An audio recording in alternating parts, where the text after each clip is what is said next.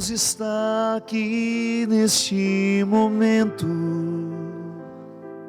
Sua presença é real em meu viver.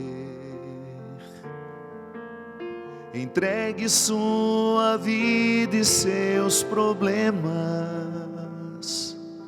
fale com Deus, Ele vai ajudar você. Deus te trouxe aqui para aliviar os teus sofrimentos.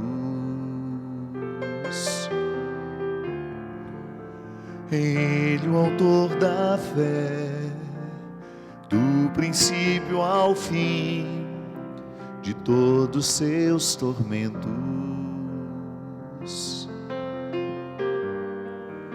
E ainda se vier noites traiçoeiras, se a cruz pesada for, Cristo estará contigo. O mundo pode até fazer você chorar, mas Deus te quer sorrindo. E ainda se vier noites traiçoeiras, se a cruz pesada for, Cristo estará contigo. O mundo pode até fazer você chorar, mas Deus te quer sorrindo.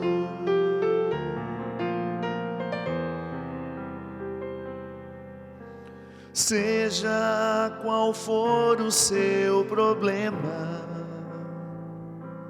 fale com Deus, Ele vai ajudar você.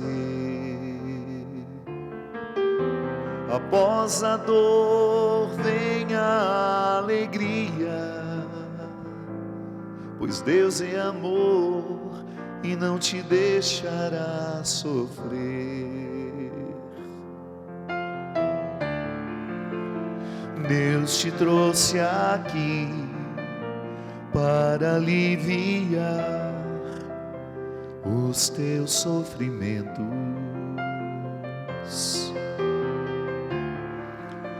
Ele, o autor da fé, do princípio ao fim de todos seus tormentos. E ainda se vier noites traiçoeiras, se a cruz pesada for, Cristo estará contigo. O mundo pode até fazer você chorar, mas Deus te quer sorrindo. E ainda se vier noites traiçoeiras, se a cruz pesada for, Cristo estará contigo. O mundo pode até fazer você chorar, mas Deus te quer sorrindo.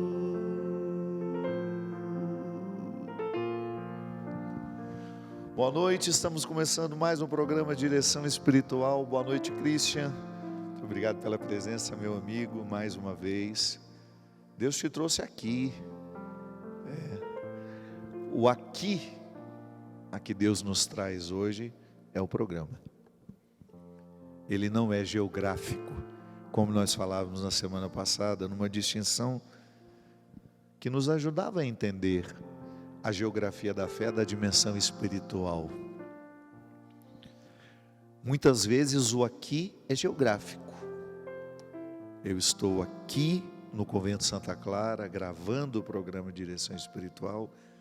Você está aí, no seu aqui, na sua casa, na sua sala, no seu escritório ou no seu trabalho, muita gente trabalha à noite, ou no carro, o seu aqui geográfico é diferente do meu, mas o nosso aqui espiritual pode ser igual, e é nele que nós nos encontramos. Deus te trouxe aqui, da mesma forma como Ele levou muitos personagens bíblicos a um aqui geográfico, para que encontrassem ali o aqui espiritual que eles precisavam viver. Foi o caso de Abraão, no Monte Moriá. Deus marcou o lugar do sacrifício de Isaque, levou Abraão e Isaque até aquele lugar, e lá manifestou a verdadeira vontade dele. Eu sempre gosto de dizer que há muitas formas de compreender a passagem do sacrifício de Isaque. A mim, a que soa mais razoável, para que Deus não pareça tão absurdo pedindo a Abraão que matasse um filho da promessa, ou até mesmo para a gente não chegar à conclusão de que Deus é sádico, de que Ele pede coisas absurdas ao ser humano. A mim, a perspectiva que mais comove é a de pensar que não foi Deus quem pediu isso a Abraão, foi Abraão que entendeu errado. Quando nós estamos sob a ação do medo, e Abraão estava, porque ele já estava acostumado dentro de um contexto religioso que ensinavam Deus como alguém que pedia o absurdo, que exigia o absurdo. Então ele, com medo de que Deus pedisse que ele matasse o seu filho para provar-lhe o amor, se antecipou no medo e acreditou que aquele era o pedido de Deus. Mas foi naquele aqui, estabelecido espiritualmente entre ele e Deus, que a verdade foi revelada. Deus jamais vai pedir a morte de alguém, jamais. O nosso Deus é o Deus da vida. E podemos dizer que naquele momento em que Abraão compreendeu que Deus não era o Deus da morte, Abraão entrou na dinâmica do Novo Testamento trazido por Jesus.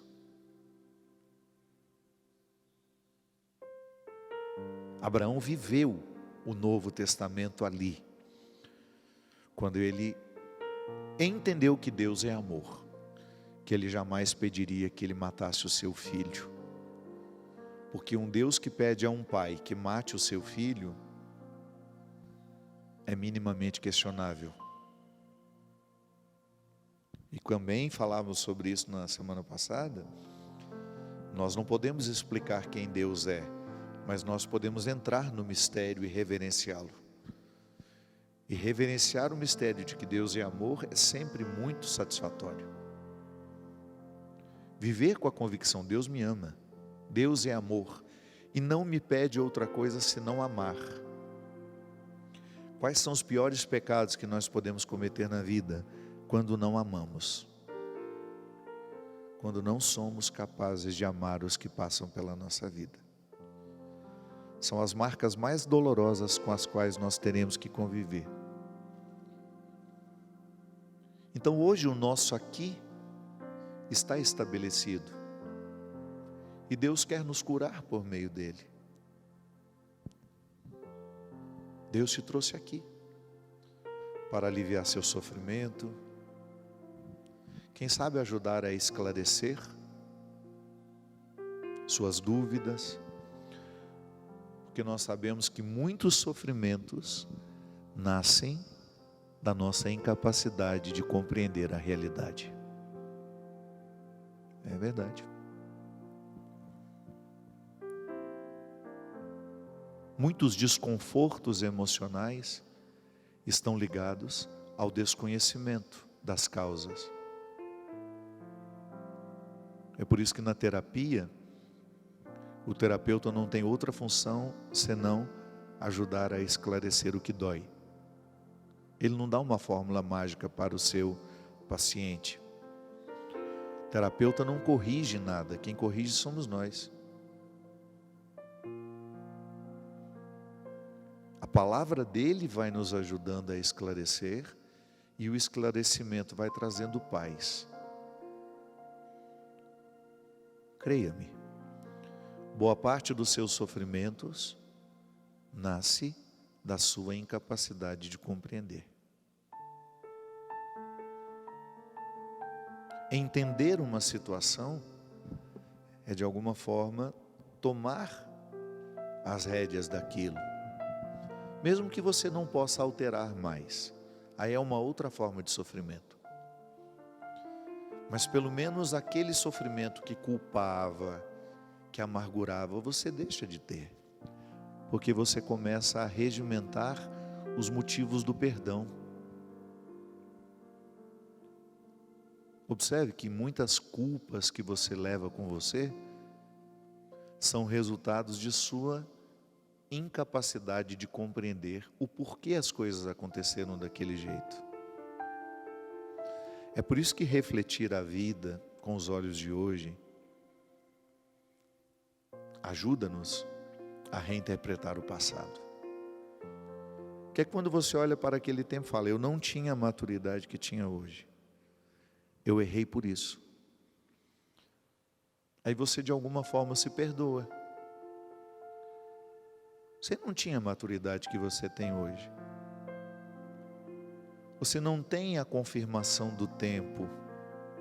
Você não tinha. Muitos erros com os quais eu preciso conviver, eu preciso ter essa sabedoria. Se eu soubesse que eu iria causar tanto estrago, eu não teria feito. Acontece isso. Às vezes você fez na melhor das boas intenções, ou fez porque não pensou nas consequências, e depois tem que lidar.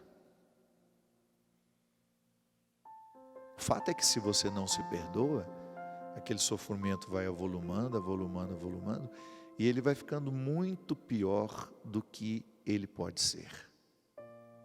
Sim, porque tudo tem uma medida, minha gente. Até o tanto que a gente sofre por uma coisa tem que ter medida, tem que ser justa a medida. Às vezes encontro pessoas que se amarguram muito, demasiadamente, por situações que foram ficando grandes porque ela foi dando grandiosidade àquilo.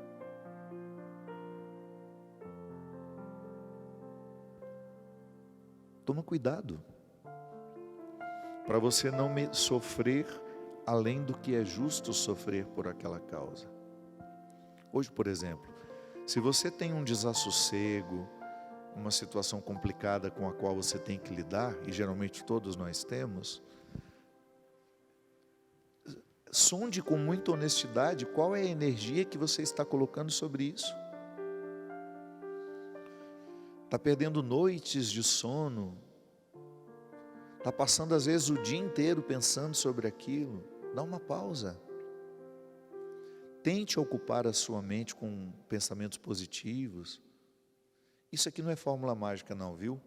A ciência já comprovou que isso funciona. Nós não somos adeptos de fórmulas mágicas. A ciência prova que funciona, inclusive nós temos mecanismos de religiosidade cristã que nos ajudam, que são as orações, por exemplo. Quando você está com um pensamento obsessivo, culpabilizando, trazendo um peso excessivo àquilo que você fez de errado, reze. Faça um mantra. Pegue uma frase que vá surtir efeito em você ao longo do dia. Um exemplo simples. Eu me perdoo pelo mal que causei. Todo santo dia, toda vez que o pensamento obsessivo vier, em vez de você nutri-lo, substitua-o pela frase, eu me perdoo pelo mal que causei. E você vai vendo o processo terapêutico se estabelecendo em você. Tá certo. Nós dizíamos aqui em outro programa que a palavra tem o poder de nos curar, e tem mesmo. A palavra, ela reordena as coisas. Da mesma forma como ela pode desorganizar, ela pode reorganizar. E quem tem o comando da palavra é você. Por mais que você escute outra pessoa, por mais que você leia outras pessoas, em última instância, é com você que você dorme. O que você diz a você e sobre você é importantíssimo. Muitos sofrimentos são nutridos pelo nosso autodesprezo. Que nós temos a facilidade, digamos assim, de pensar que o outro tem um poder excessivo em nos determinar alguma coisa. Não é tanto assim. Em última instância, somos nós. É com a sua opinião sobre você que você convive. Então, quando você muda a sua maneira de se tratar, é claro que você vai alterar os resultados que você alcança de você. Ilusão, como diz a frase, e não sou eu que disse isso, toda hora, exaustivamente, isso é dito nos discursos motivacionais. Não se pode esperar ter um resultado diferente fazendo a mesma coisa todo dia. Então, se você tem o hábito de se entregar percepções ruins sobre você, é claro que você não vai extrair coisas muito boas. Então tenha a sabedoria de lidar melhor com aquilo que você se entrega. O que você se dá todo dia. De que maneira você lida com você todo santo dia. É aqui que Deus age.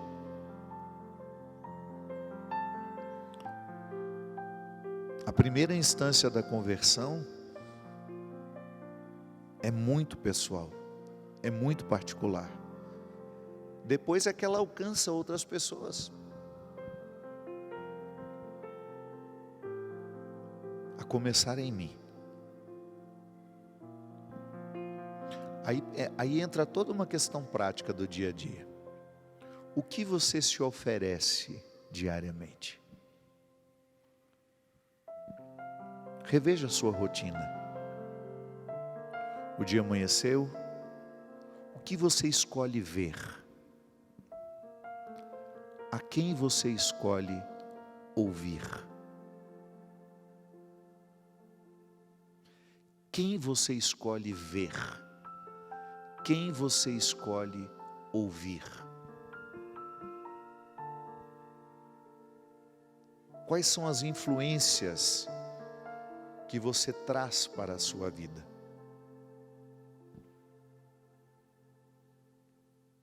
O resultado que você vai ter de você depende de quem você escuta, de quem influencia você, do que você lê, do que você escuta, do que você ouve, do que você presta atenção.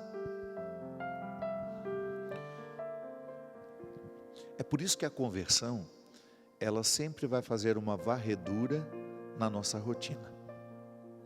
Conversão que não faz uma inspeção de nossas escolhas diárias, não é frutuosa. Para eu dizer que estou em verdadeiro e efetivo processo de conversão, eu preciso ter muita clareza de tudo aquilo que estou permitindo entrar na minha vida. Porque o ser humano é de natureza permeável. É como uma esponja que você põe na água. Você não consegue impedir a absorção que a esponja faz da água. A mesma coisa somos nós. Nós estamos inseridos num mundo real e virtual. Então, nós estamos sendo permeados por situações reais e virtuais. Reais são as pessoas que fazem parte da sua ambiência emocional afetiva, seu trabalho, sua família, seus vínculos. Virtuais são aquelas pessoas que você permite que entrem no seu pensamento, na sua alma e construam com você as suas emoções, as suas reações. Na condição de pessoa permeável, você precisa ter muita atenção ao que você permite receber. A rotina, o dia a dia, é quem vai dar testemunho da nossa conversão ou não. Eu estou em verdadeiro e efetivo processo de conversão se eu fizer um filtro daquilo que eu recebo. Em Pentecostes, nós fizemos uma palestra lá em Roma, e eu falava justamente dos desafios de ser cristão nos dias de hoje.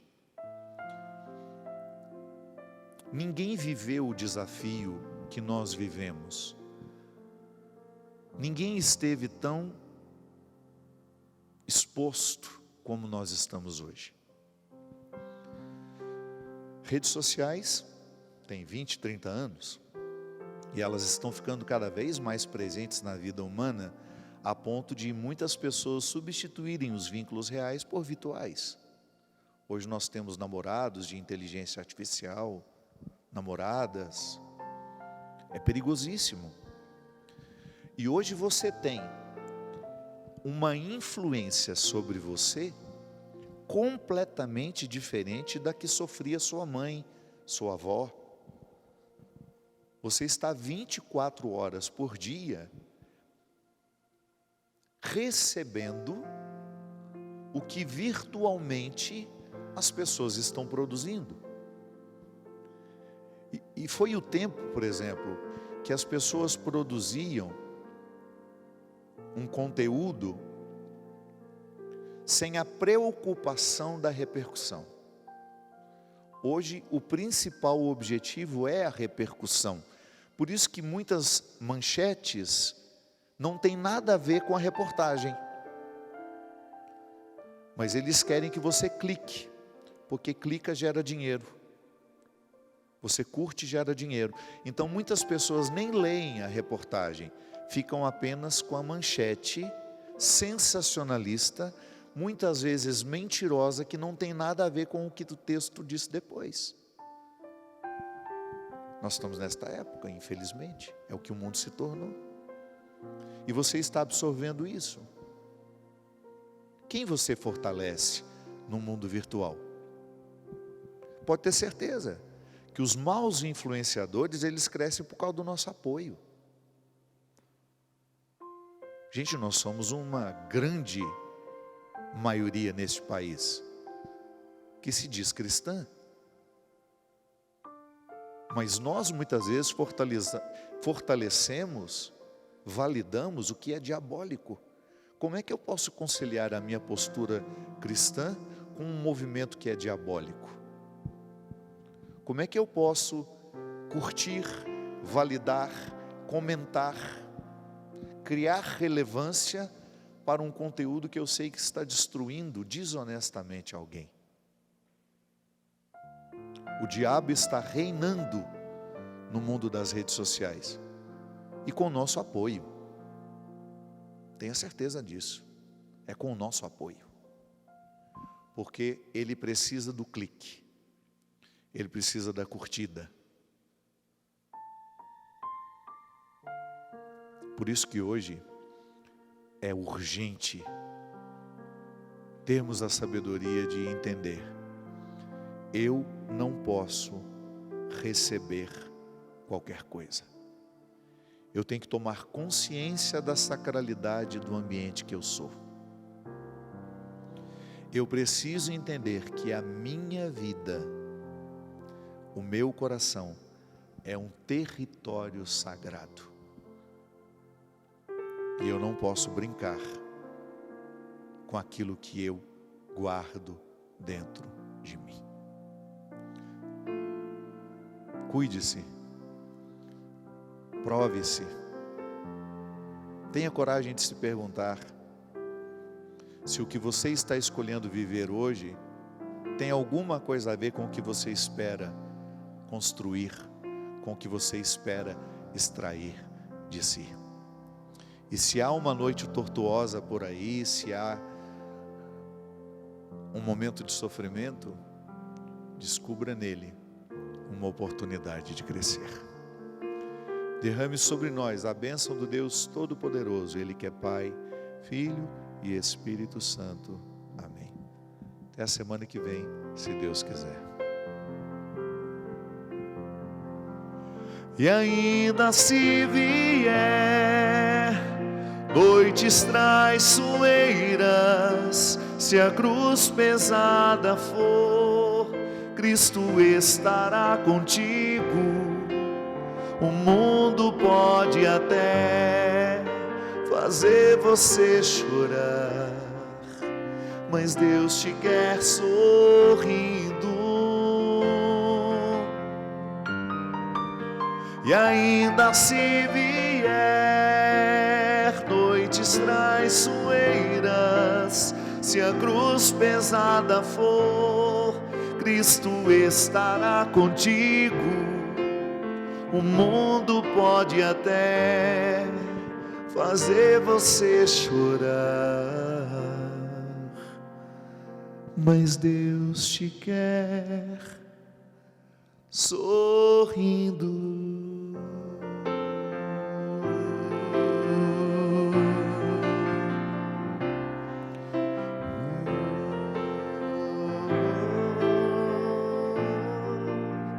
Mas Deus te quer sorrindo.